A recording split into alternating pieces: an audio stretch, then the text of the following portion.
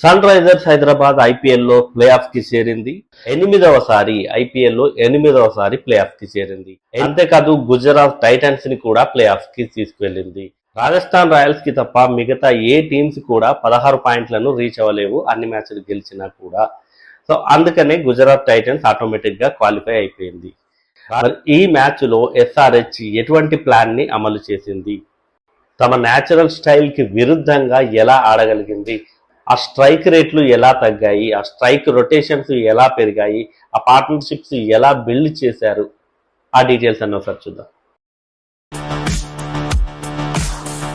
Welcome to cricket show. నా పేరు డివి రమణ.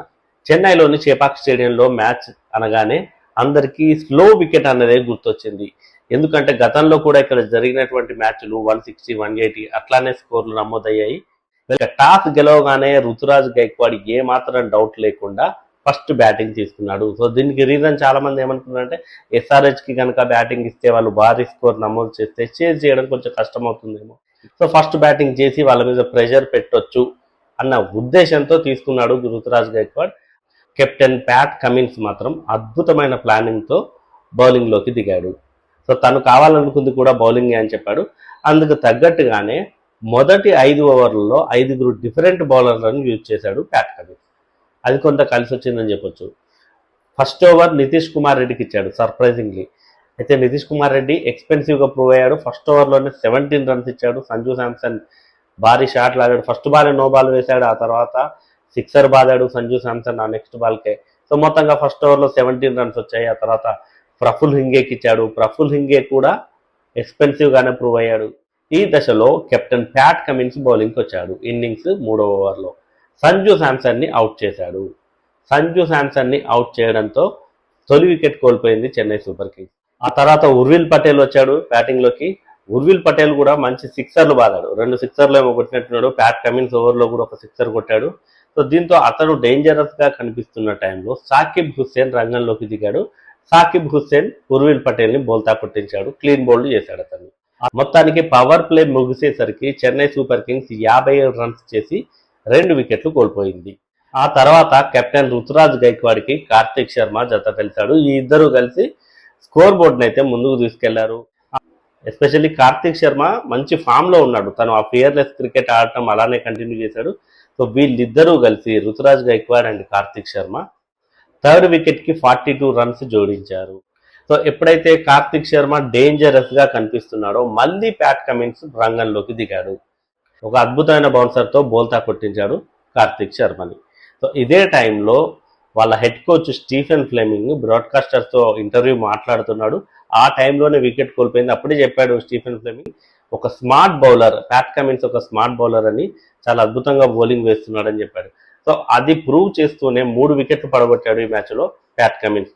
అంతేకాదు స్టీఫెన్ ఫ్లెమింగ్ చెప్పిన దాని ప్రకారం 175 రన్స్ అనేది ఇక్కడ కొంచెం బెటర్ స్కోర్ అని తను అభిప్రాయపడ్డాడు. కార్తిక్ శర్మ అవుట్ అయినప్పటికీ కూడా Dewald Brevis and Shivam Dubey మంచి పార్ట్నర్షిప్ రన్ చేశారు. ఈ ఇద్దరు కూడా గత మ్యాచ్ల్లో అంతగా ఫామ్లో లేరు. సో ఈ మ్యాచ్లో ఫామ్లోకి వచ్చారు. 5వ వికెట్కి 59 రన్స్ జోడించారు 38 బాల్స్లోనే Dewald Brevis and Shivam Dube. So అప్పటికే 4 సిక్సర్లు బాది ఊపి మీద ఉన్నటువంటి డెవాల్డ్ బ్రెవిస్ని ఇషాన్ మలింగా క్లీన్ బౌల్డ్ చేశాడు. అప్పటికే 27 బాల్స్లో 44 రన్స్ చేశాడు. ప్రమాదకరంగా కనిపిస్తున్నాడు డెవాల్డ్ బ్రెవిస్. సో తను కనుక ఇంకొద్దిసేపు క్రీజ్లో ఉండుంటే సిఎస్కే స్కోరు మరింత ఒక 20 రన్స్ అయితే యాడ్ అయ్యాయి. ఖచ్చితంగా సిఎస్కే స్కోర్కు ఇంకో 20 రన్స్ అయితే యాడ్ అయ్యేవి. సాకిబ్ హుస్సేన్ బౌలింగ్లో శివం దూబే కూడా అవుట్ అయ్యాడు. ఆ తర్వాత ఇక లాస్ట్ ఓవర్లో లాస్ట్ బాల్కి ప్రఫుల్ హింగే వికెట్ సాధించాడు ప్రశాంత్ వీర్ది. దీంతో సిఎస్కే ఇన్నింగ్స్ 180 రన్స్ వద్ద ముగిసింది. 7 వికెట్లు నష్టపోయింది. ఇక ఎస్ఆర్హెచ్ టార్గెట్ 181. మరి అందరూ అనుకున్నారు ఎస్ఆర్హెచ్ ఓపెనర్లు దూకుడుగా ఆడతారు, మళ్ళీ వికెట్లు పారేసుకుంటారేమో అన్న భయం అయితే అందరిలో నెలకొంది. సో దానికి తగ్గట్టుగానే మరి దూకుడుగానే ఆరంభించాడు అభిషేక్ శర్మ. మరో ఎన్నో ట్రావిస్ హెడ్ మళ్ళీ తన ఫామ్ని కోల్పోయాడు. ఇన్నింగ్స్ 3వ ఓవర్లో ముఖేష్ చౌదరి బౌలింగ్లో అవుట్ అయ్యాడు ట్రావిస్ హెడ్. అప్పటికే 18 రన్స్ స్కోర్ చేసింది. సో 18 రన్స్కే 1 వికెట్ కోల్పోయింది. ఆ తర్వాత అభిషేక్ శర్మ, ఇషాన్ కిషన్ ఆ బాధ్యత తీసుకున్నారు, స్కోర్ బోర్డ్ని ముందుకు తీసుకెళ్లే బాధ్యత. సో ఇషాన్ కిషన్ కొంచెం కంఫర్టబుల్గా కనిపించాడు. ఎస్పెషల్లీ అభిషేక్ శర్మ ఈ ఇన్నింగ్స్లో తన స్ట్రైక్ రేట్ అయితే చాలా తగ్గింది. సో తను ఎప్పుడైతే మొదలు పెడదాము ఇక సిక్సర్లు బాదడము అనుకున్నాడో ఆ టైంలోనే అవుట్ అయ్యాడు. అఖిల్ హుస్సేన్ బౌలింగ్లో ఒక భారీ షాట్కి ప్రయత్నించాడు, కానీ బౌండరీ లైన్ దగ్గర దొరికిపోయాడు. సో ఆ అవుట్ని అయితే అభిషేక్ శర్మ కూడా నమ్మలేకపోయాడు. తను నిజంగా ఆ బాల్ 6 వెళ్తుంది అనుకున్నాడు, కానీ అవుట్ అవ్వక తప్పలేదు. సో అభిషేక్ శర్మ 26 రన్స్ మాత్రమే చేసి అవుట్ అయ్యాడు. 21 బాల్స్లో ఒకే ఒక సిక్సర్ కొట్టాడు. స్ట్రైక్ రేట్ 123 మాత్రమే ఉంది తన స్ట్రైక్ రేట్ అభిషేక్ శర్మది. సో ఇంత 20+ బాల్స్ ఆడిన తర్వాత కూడా 120 స్ట్రైక్ రేట్ ఎప్పుడు మెయింటైన్ చేయలేదు అభిషేక్ శర్మ. అంటే పిచ్ కండిషన్స్కి తగ్గట్టుగా ఆడాలనుకున్నాడు కాబట్టి స్ట్రైక్ రేట్ మెయింటైన్ చేశాడు. సో 56 రన్స్కే 2 వికెట్లు కోల్పోయింది సన్ రైజర్స్ హైదరాబాద్. అయితే ఈ ఇద్దరి మధ్య కూడా అభిషేక్ శర్మ అండ్ ఇషాన్ కిషన్ మధ్య కూడా వచ్చిన పార్ట్నర్షిప్ 38 రన్స్ ఏమొచ్చాయి, అది కూడా 31 బాల్స్లో వచ్చాయి. సో కాబట్టి వీళ్ళిద్దరూ చాలా అంటే పిచ్కి తగ్గట్టుగా కండిషన్స్కి తగ్గట్టుగా ఆడారన్నది మనం అర్థం చేసుకోవచ్చు. ఇక ఎప్పుడైతే హెన్రిక్ క్లాసెన్ రంగంలోకి దిగాడో తను చాలా డిఫరెంట్గా ఆడాడు. అంటే తన న్యాచురల్ స్టైలే అది. అటాక్ చేశాడు, ఎస్పెషల్లీ స్పిన్నర్లని అటాక్ చేశాడు, సిఎస్కే స్పిన్నర్లని. అఖిల్ హుస్సేన్ని అటాక్ చేశాడు, నూర్ అహ్మద్ని అటాక్ చేశాడు, సిక్సర్లు బాదాడు, రివర్స్ స్వీప్లు కొట్టాడు, అది ఎక్ సైడ్ జరిగి కవర్స్ మీద నుంచి కొట్టాడు. సో రకరకాల షాట్లు అయితే ఆడాడు, తన ఎక్స్పీరియన్స్ అంతా యూజ్ చేశాడు. సో తన ఫామ్ని మరోసారి కంటిన్యూ చేశాడు హెన్రిక్ క్లాసెన్. మరో ఎండ్లో ఇషాన్ కిషన్ తనకి వీలు దొరికినప్పుడల్లా బౌండరీలు కొట్టాడు. సో హెన్రిక్ క్లాసెన్ వచ్చిన తర్వాత ఇషాన్ కిషన్ మీద ఆ ప్రెషర్ అనేది పూర్తిగా తగ్గిపోయింది. ప్రెషర్ ఏమాత్రం లేదు, ఆ ప్రెషర్ మొత్తం సిఎస్కే బౌలర్ల మీద పెట్టాడు ఆ ప్రెషర్ హెన్రిక్ క్లాసెన్. సో ఈ ఇద్దరు కలిసి 41 బాల్స్లో 75 రన్స్ పార్ట్నర్షిప్ నెలకొల్పారు. సో ఇది ఈ మ్యాచ్కి టర్నింగ్ పాయింట్ అని చెప్పొచ్చు. వీళ్ళిద్దరి పార్ట్నర్షిప్పే. ఇక్కడ కనుక వాళ్ళు త్వరగా 1-2 వికెట్లు కోల్పోయి ఉంటే సిఎస్కే గేమ్లోకి వచ్చేది. సిఎస్కేని ఏమాత్రం గేమ్లోకి రానేయకుండా చేసింది మాత్రం హెన్రిక్ క్లాసెనే. సో హెన్రిక్ క్లాసెన్ 47 రన్స్ మీద ఉన్నప్పుడు స్టంప్ అవుట్ అయ్యాడు.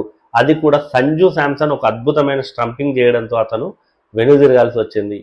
సో ఈ వికెట్ విషయంలో బౌలర్కి క్రెడిట్ ఇవ్వడం కంటే సంజు శాంసన్కి క్రెడిట్ ఇవ్వచ్చు.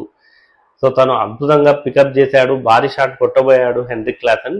క్రీజ్ నుంచి కాలు కొంచెం బయటికి వెళ్ళింది, మళ్ళీ లోపలికి పెట్టిన తర్వాత కూడా ఆ ఫుట్ అనేది ఎయిర్లో ఉంది హెన్రిక్ క్లాసెన్ది. ఎప్పుడైతే సంజు శాంసన్ ఆ వికెట్లని గిరాట్ వేశాడో ఆ టైంలో ఫుట్ ఎయిర్లో ఉంది క్రీజ్ లోపల ఉన్నప్పటికీ కూడా. సో దీంతో అతను అవుట్ అయి వెనుదిరిగాడు. హెన్రిక్ క్లాసెన్ అవుట్ అయిన తర్వాత నితీష్ కుమార్ రెడ్డి వచ్చాడు. సో నితీష్ కుమార్ రెడ్డి కూడా ఎక్కువసేపు ఏమీ లేడు, 11 రన్స్ చేశాడు 7 బాల్స్లో. తను అవుట్ అయ్యాడు. తను అవుట్ అయ్యే టైంకి ఈక్వేషన్ 18 బాల్స్లో 28 రన్స్ కావాలి. ముఖేష్ చౌదరి ఫస్ట్ 4 బాల్స్లో 5 రన్స్ మాత్రమే ఇచ్చాడు. 18th ఓవర్ ఫస్ట్ 4 బాల్స్లో 5 రన్స్ మాత్రమే ఇచ్చాడు. అప్పటికి ఈక్వేషన్ ఇంకా 14 బాల్స్లో 25 రన్స్ కావాలి. మరి ఈ టైంలో ఇషాన్ కిషన్ ఒక 4 కొట్టాడు, ఒక 6 కొట్టాడు. కథం, ప్రెజర్ మొత్తం రిలీఫ్ అయిపోయింది. ఈక్వేషన్ కూడా మారిపోయింది 12 బాల్స్లో 15 రన్స్కి. ఇక ఆ తర్వాత ఇషాన్ కిషన్ కూడా అవుట్ అయ్యాడు. ఆ తర్వాత అన్షుల్ కాంబోజ్ వేసిన ఇన్నింగ్స్ 19th ఓవర్లో ఫస్ట్ బాల్కే సిక్సర్ కొట్టాడు సలీల్ అరోరా. ఆ తర్వాత ఈక్వేషన్ మళ్ళీ 11 బాల్స్లో 9 రన్స్కి మారిపోయింది, ఇంకా ఈజీ అయిపోయింది. ఇక ఆ తర్వాత స్మరణ్ రవిచంద్రన్ వచ్చాడు, అతను ఒక 4 కొట్టి ఫార్మాలిటీస్ పూర్తి చేశాడు. ఇక ఇషాన్ కిషన్కి player of the match award దక్కింది. సో మరి నెక్స్ట్ మ్యాచ్ ఆర్సీబీతో మే 22న హోమ్ గ్రౌండ్లో ఆడబోతుంది తమ చివరి మ్యాచ్ని సన్ రైజర్స్ హైదరాబాద్. ఇప్పటికే ప్లే ఆఫ్స్కి రీచ్ అయింది కాబట్టి ఆ మ్యాచ్లో కూడా గెలిస్తే 18 పాయింట్లు అవుతాయి. అప్పుడు టాప్ 2లో అప్పుడు రన్ రేట్ కూడా బాగా ఉంటే టాప్ 2లో చేరే అవకాశం కూడా ఉంటుంది. మరి ఈ మ్యాచ్లో ప్లేయర్ ఆఫ్ ది మ్యాచ్గా ఇషాన్ కిషన్ ఎంపిక అయినప్పటికీ కూడా నాకైతే హెన్రిక్ క్లాసెన్ ఇన్నింగ్స్ అయితే అద్భుతంగా అనిపించింది. మరి మీకెవరి ఇన్నింగ్స్ బాగా నచ్చిందో కామెంట్ చేయండి.